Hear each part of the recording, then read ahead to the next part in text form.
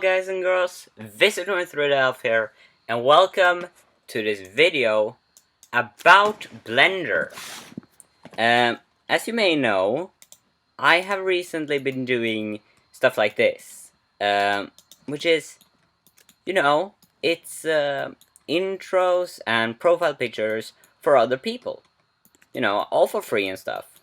So I've recently done this, and yes, I will get it to you. I don't know, I don't think I've done it yet, but I want to show you how much work it is behind these things. As you can see here, this is pretty easy, don't you think? It looks pretty easy. I got just a bit of text here and a character here, but if you look closer you will see that even this is kinda complicated. Each of these things is a bone. So let's cover the basics. About my Minecraft animating, that is. I use rigs. Let's just say that. I use rigs. I'll pop up on your screen right now pictures of my rigs that I use, which are collected from rymdnisse.net. If you watch this, Rymdnisse, big thanks, because without your rigs, I don't know if I would be doing Blender right now. I don't know if I would probably have given up. But with them, you have all this. You have pre-rigged these very wonderful things. But thing is, I have to pull each of these things into position. For this is just once. I just pull it like this should be here, and etc. I can also have facial expressions, but on Net here, I've decided not to have any facial expressions because the rig with facial expressions gets this. Right now it have a smile, so let's look at this render view. Yeah, it both mess up a bit of the textures, which usually is fine with most skins, as you will see later, and it adds eyes. But seeing this is a clone skin, it don't work together. And you may right now be wondering, wait, didn't we see something here? And yeah, you did. Here's the thing, here is a hat. It shows the area around, but just in render view, I won't be seeing that. Though if I render image, we will get to see also that. Now we have seen this, and you can see we have more. This is a mouth, and all these things control the face. Just a face. And these control the...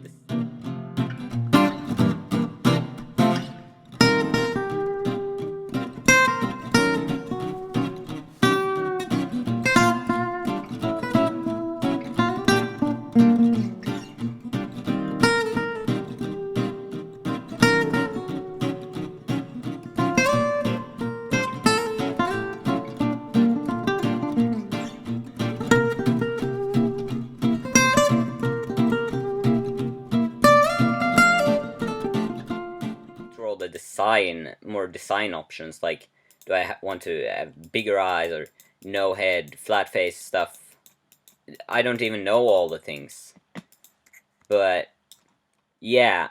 So now let's take a look at proper intro animation. Okay, I decided to once again go with Niet's thing, and if we now play the rendered animation, yeah, we can see this. This is not a full picture because for whatever reason Blender can't handle showing the full thing. I don't know why, it's just that way it is, so we just gotta handle that. Anyhow, as you can see here, we got something that's moving, and you see this down here? These are the frames. Each frame is 1/24th of a second. You heard me. Each one of these little bits, like here, if we just take from here to here, that's 1 second.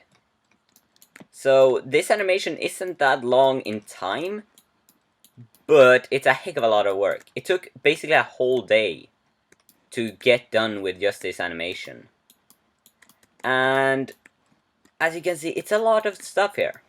We got first this bedroom, which Neath just wakes up in, where he should be hearing a noise.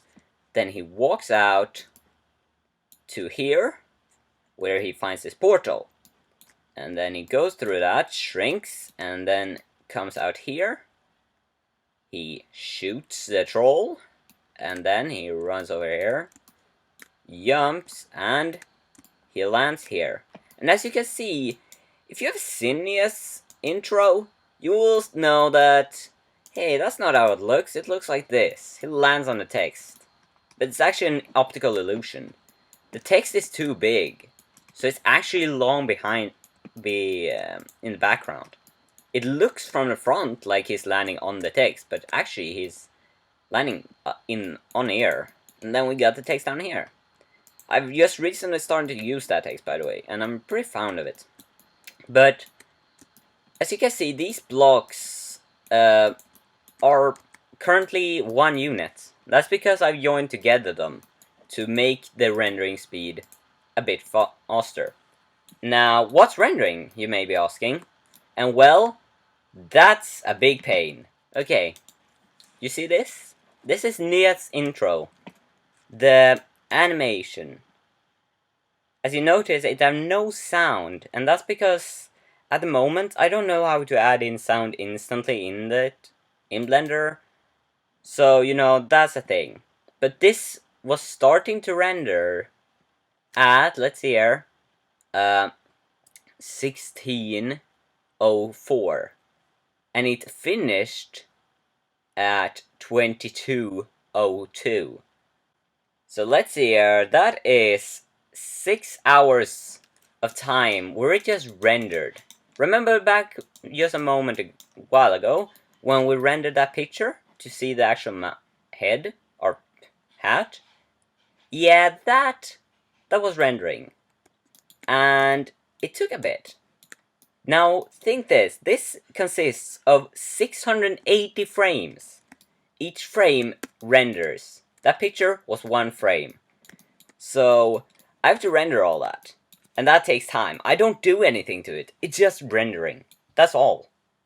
And the more objects, which is these units, there are, the more time it will take, because Blender have to realize that he has these objects, even if they're not in screen. That's why I joined together these. Also, each object is just built out of blocks. Like, if we look here, these are fences. And these are, well, they are built from ground up. I've built this place all by putting together blocks, and I have it's a pretty hard thing.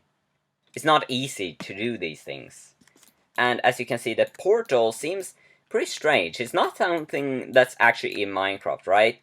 And that is because this is a thing I built together. I edited the sizes of the blocks and used a glass plane on the top to create this thing.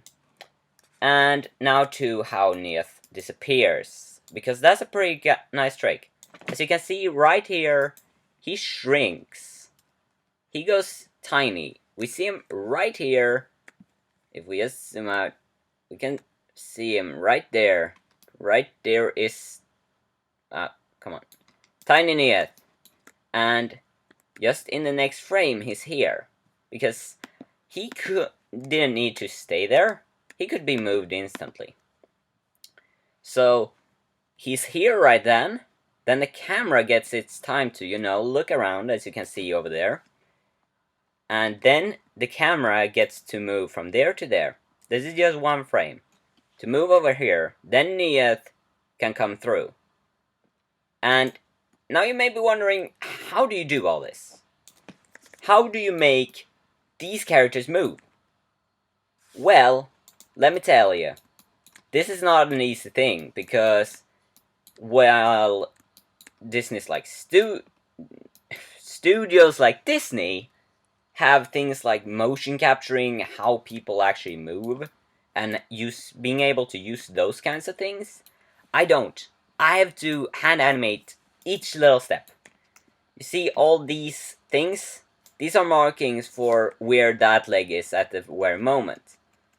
So here, I had to, at this point, like, do this, to mark, at this moment, your leg should be at this point. Then, 5 frames later, I marked that, hey, you should be bent this way. And so on, all the time. All this is just bending them back and forth, marking these within these frames, just marking out. Blender do the area in between, thankfully, but still, that's a lot of work, because each step I have to fix that. And if you have more than one character, that's a lot of struggle too, because then you have to edit all of them. If you want it to be realistic, you need all of them to work perfectly. As you can see with the troll, he don't move really. He just do his thing. He just falls. He don't even move his arms. I was too just annoyed at that point to keep up. So I just made that. Then you also have to make sure that he's placed right, because otherwise he may run through the tree. So I had to mark that this placing, which is where he is here at this point. That shows where he will be going and all. So yeah, as you can see, it's quite a lot of stuff. There's a lot of stuff just going in there. Now, let's look at the one animation for Fireless Studios, where we can look at some faces. Okay, now we're in Fireless Studios intro. And as you can see, this is much less frames. This is just 230 frames. And on your screen it will show up how much that equals in seconds. And it's not that much really. It's a really short thing, but it took quite a bit to do. But if we look here, we can see that Fireless Studios have a face. There's a face here. And the face is pretty damn fun to make. I enjoy making these smiles, especially. But now you're thinking maybe, wait, those eyes from before, weren't they like bluish, turquoise, or whatever? Well, with the character rigs, it follows by standard a cape. That cape, I then go into the materials here. Let's go, and as you can see, here are different materials. These materials show, for example, we have here the eyes, so if I made this red, this sign will also go all buggy, but let's just... yeah, you see? It's pretty amazing. And then we have these skeletons, which also move a bit on their head and helmet, which don't follow the head, so the helmet also had to be fixed to turn with it. Yeah, as you can see, once again, all these blocks are placed one by one. Look, we got the torch here. This torch is just movable. And now let's check mine if I can find it. Oh, look, I did it. But yeah, as you can see here, this is the intro that you saw in the beginning of this video. And yeah, you can see that this is pretty much basic. This is pretty, compared to the others that we have seen, pretty basic. But I have had to edit a lot with these, especially these hosts have to move. I've built up the house, I've built up this and this and this. And here you go. Here's a block. This is what I... oh crap, now that's not working. Crap. Oh shit. Okay. You know what, let's just go into the block rig and show you. Okay, here we go. You see this?